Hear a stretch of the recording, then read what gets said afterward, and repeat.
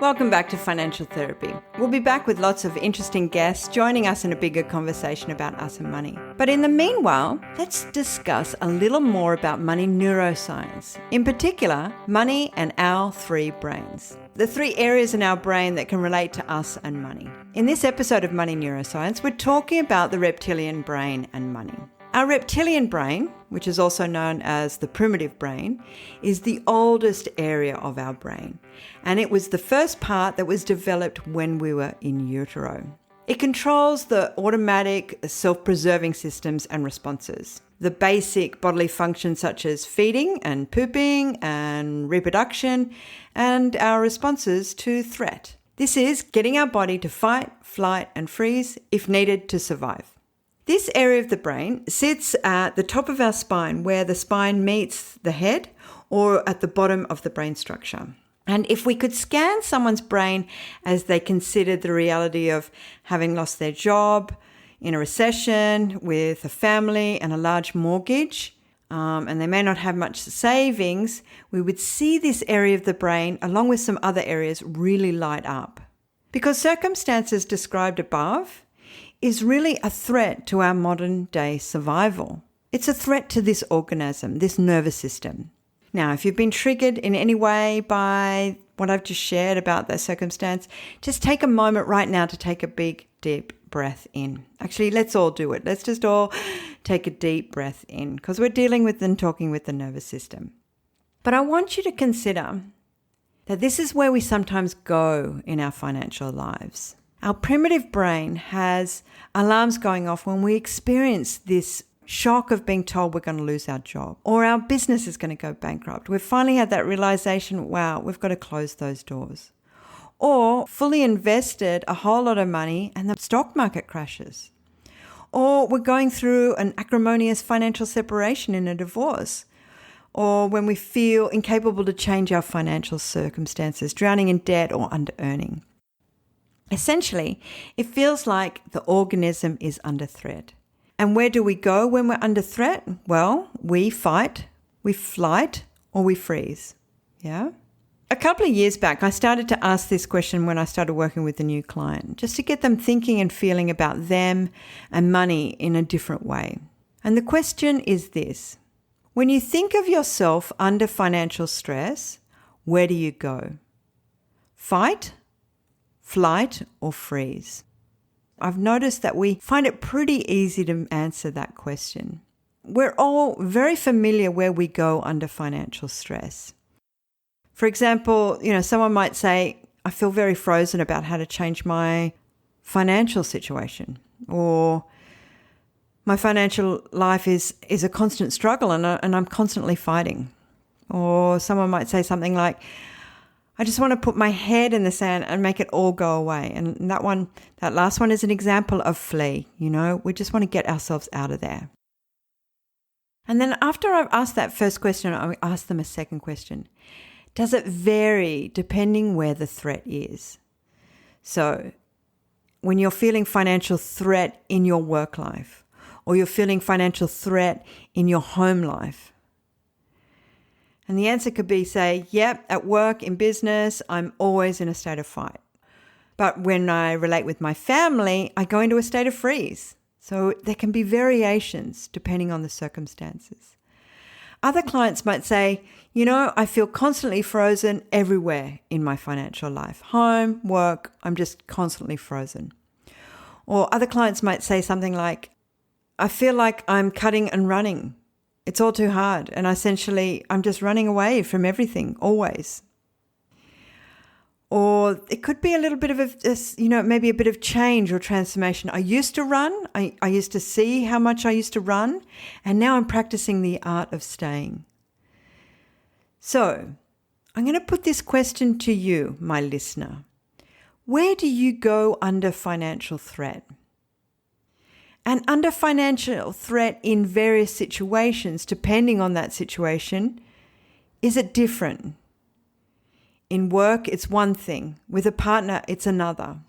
With the kids, it's another. And with your birth family, do you freeze around them? Or are you constantly in fight? This kind of freezing around our birth family is quite common. I see it as a bit of a theme. We kind of feel like we're a little bit frozen when we have to deal with our family of origin. So where do you go under financial threat? Where do you go under financial threat? Fight, flight, or freeze? This threat response to our financial survival can be so powerful and so damaging. Just consider a divorce. Two parties just, going for the jugular. Consider a family fighting over a will. I've seen that circumstance. Consider how painful it is for those that are frozen in fear or feel helpless to change financial situations. They're trying to think themselves out of it, but actually their whole nervous system is kind of frozen. There's that quality of poverty can have a frozenness to it.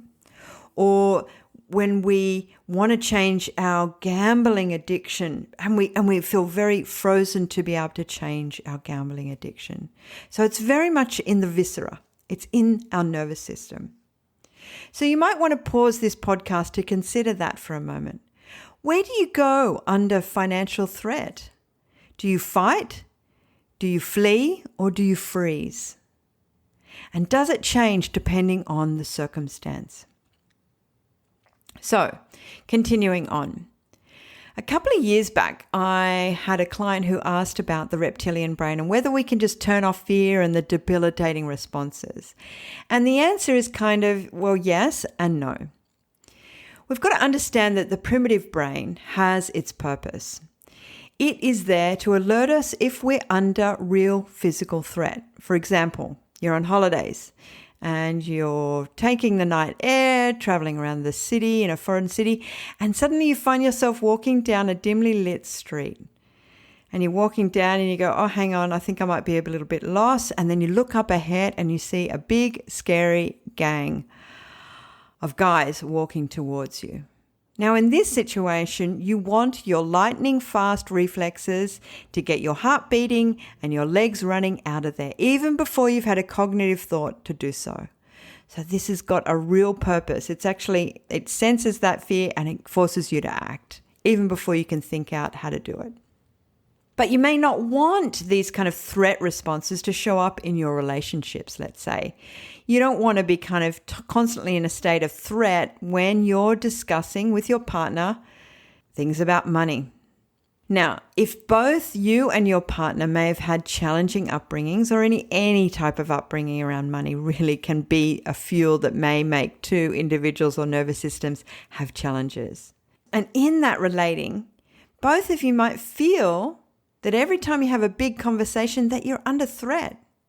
One of them might go into a state of freeze, be unable to speak, and the other one might go into fight. And that could be the place where you're conflicting. This is a very common problem I see with partners.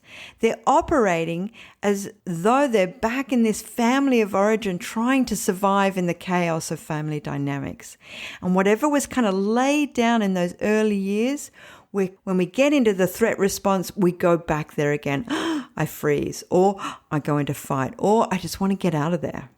Yeah? Now, if you want to change the reaction to a real or positive threat as monitored by this kind of reptilian brain, we need to know its language. Now, its language, the primitive brain's language, is very different to the other two brains I'm going to get to, which is the emotional brain and the thinking brain and the way they relate to money. But I'm going to get to those. The primitive brain has its very particular language. And it's the language of physical sensations, because that's what it's doing. It's trying to sense, what's this body doing? Can it sense anything, any threats on the outside? Can I, am I resting and digesting? Am I kind of holding everything in? Am I holding my breath? And so it's physical sensation. It's very different from, say, emotional sensations that this body might feel. So remember, the brain relates to the governing systems of the body, like digestion, feeding, pooping, pleasure, and arousal in relation to reproduction.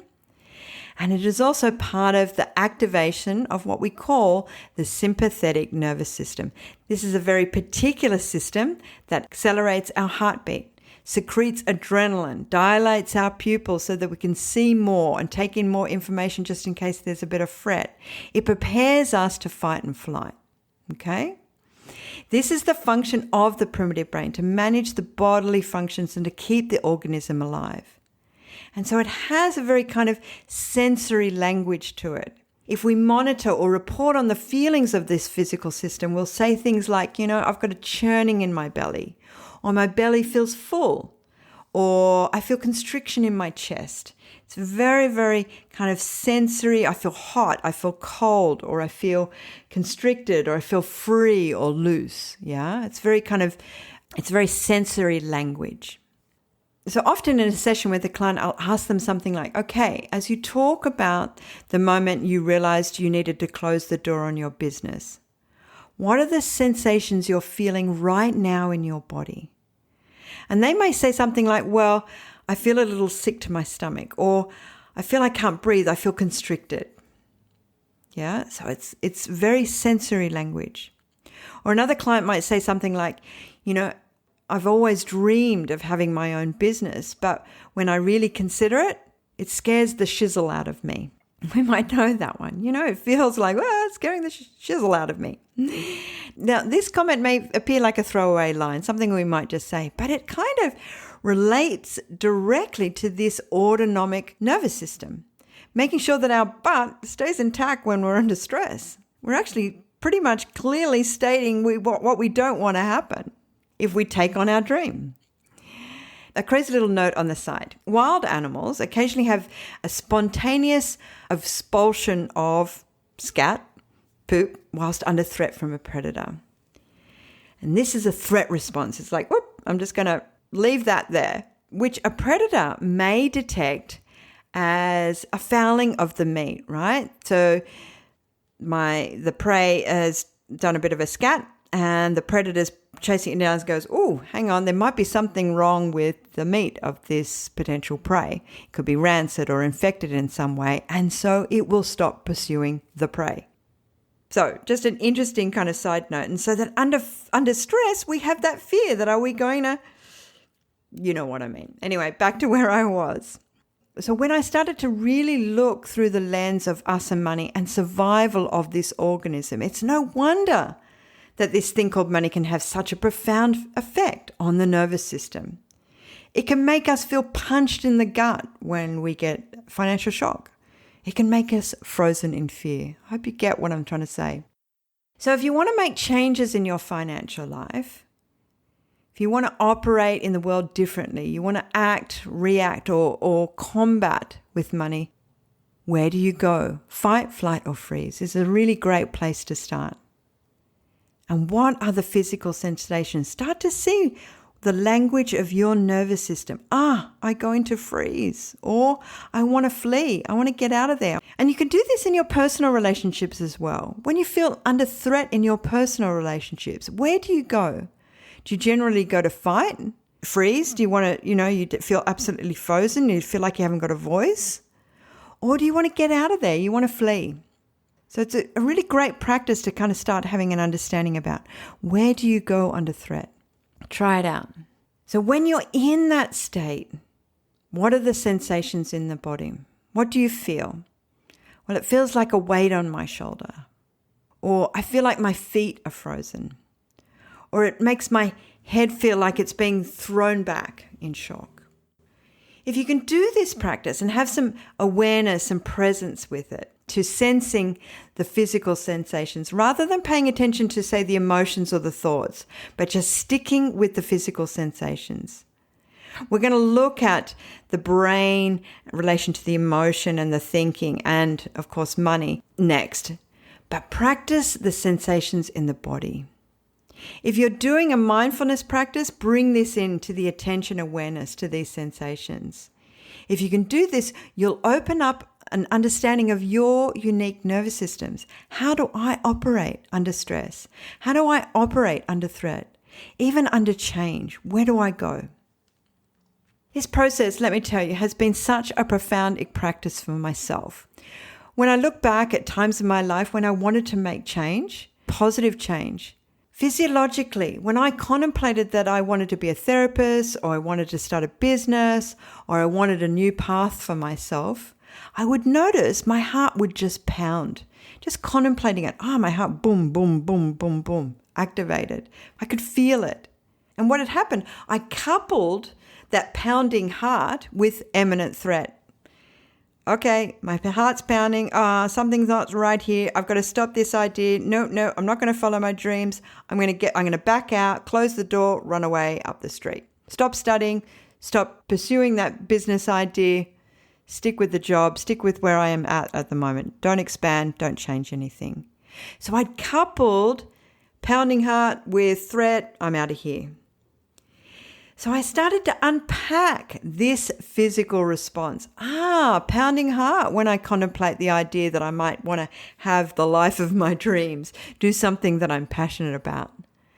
And is there an imminent threat to my physical body? Maybe there's not. So what's going on? Maybe I should keep going. Maybe I should pursue this idea that I can change my circumstances. Yeah?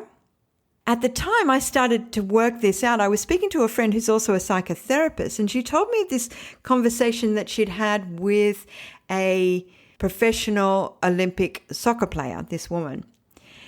And they were talking about the idea of the pounding heart. What happens when we feel that activation in our body, like a pounding heart? And this soccer player had said to my friend, you know what, when I feel that, that's the moment that I lean in. That's the moment that I go, yep, I'm going to put my shoulder to the grindstone and I'm going to act and I'm going to go for it. And I was like, wow, listening to this story, I thought, wow, just looking at two different nervous systems. One of them says, yet act, I'm going to put the shoulder in, I'm going to go for it. And the other nervous system, mine, says, whoop, I'm out of here. And so it really became this is a really profound understanding. Look what happens in my nervous system when I feel the physical sensations, when my heart starts feeling a bit activated, when I'm feeling pound, when my breath starts to hold a little bit, where do I go? So I want you to check this one out.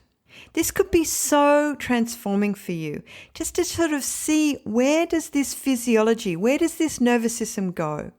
And it's going to change not only your financial life, the place that when you want to expand, when you want to shift, but it can also have a great impact on your personal life. So try it out. Connect with that physical feelings. Where do you go under threat? Fight, flight, or freeze, and feel the physical sensations. So thank you for joining me on Financial Therapy. We're going to be covering the next two brains and money in the following episodes, and of course have fabulous more guests that are going to be joining me. I would really love if you subscribed and rated and reviewed this podcast. It really helps. Please check out my book, The Billionaire Buddha, and you can also sign up to my various financial well-being programs. Simply go to financialtherapy.org and you might want to make a donation to support my pro bono work, teaching financial well-being to individuals at risk of homelessness and victims of domestic violence. Or you might want to come and work with me and have some financial therapy sessions. Just get in contact through the site. That's financialtherapy.org. And thank you.